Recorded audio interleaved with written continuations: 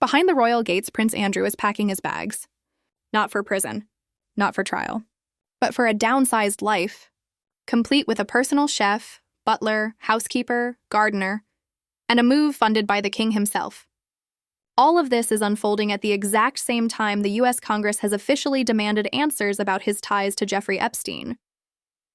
Tonight, we're breaking down the shocking reality of Andrew Mountbatten Windsor's new life, and why he still thinks he deserves a palace lifestyle while under global scrutiny.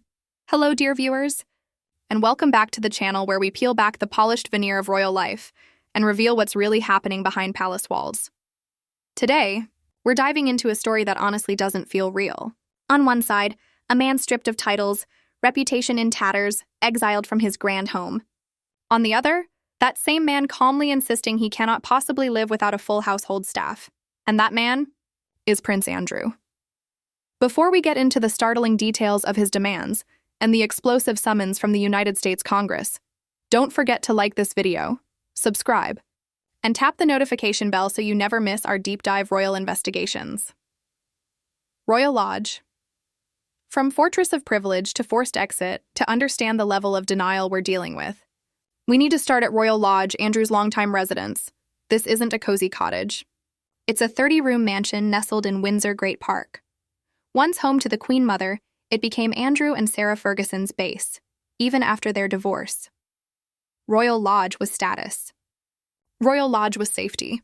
Royal Lodge told the world, I'm still a senior royal, but that illusion has shattered. King Charles, in his mission to streamline the monarchy and distance the firm from scandal, has made one thing clear: Andrew must go. This isn't a polite suggestion. It's an eviction. His time at Royal Lodge is over, not just because of cost, but because of shame.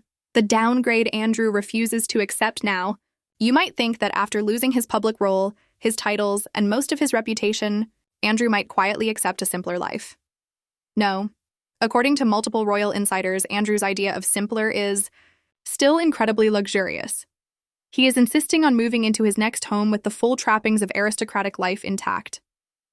Reports say he refuses to accept a new residence unless it comes with a professional cook to prepare his meals, a full-time housekeeper to manage interiors, laundry and presentation, a gardener to maintain pristine grounds, and crucially, a personal butler to oversee everything.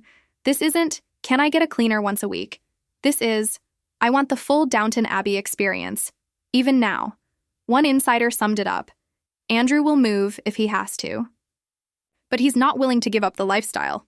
To Andrew, his bloodline still entitles him to a certain standard of living, regardless of public outrage, or the fact that he no longer works for the crown.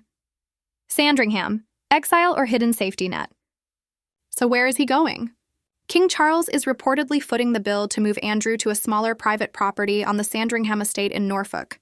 Sandringham is royal territory at its most private. No tourists. No balcony appearances.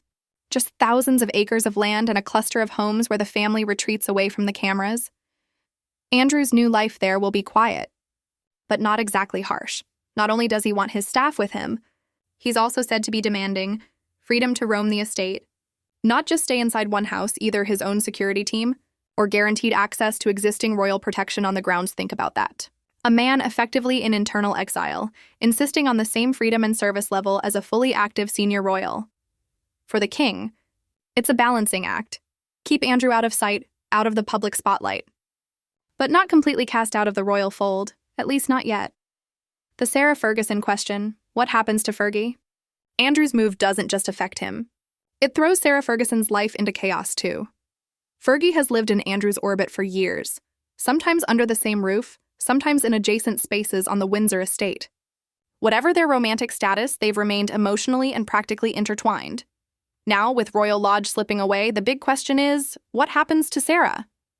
Will the king allow her to follow Andrew in some form to Sandringham? Will she be quietly housed elsewhere on royal land? Or is this finally the moment where she, too, has to step outside the royal bubble and fend entirely for herself? Her future is unclear, which only adds another layer of pressure to an already volatile situation. And then, the U.S. Congress comes knocking. All of this would already be enough for a royal crisis. But the timing makes it far worse. Just as Andrew is negotiating the terms of his new life, he receives a formal request from one of the most powerful institutions in the world, the United States Congress. This isn't a tabloid rumor. This is an official summons from the House Committee on Oversight and Government Reform, which is running a major probe into Jeffrey Epstein's sex trafficking network. For years, Andrew has tried to shut down questions about his friendship with Epstein. He did that disastrous BBC interview. He denied wrongdoing. He settled a civil lawsuit without admission of guilt, but with massive reputational cost. But now it's not journalists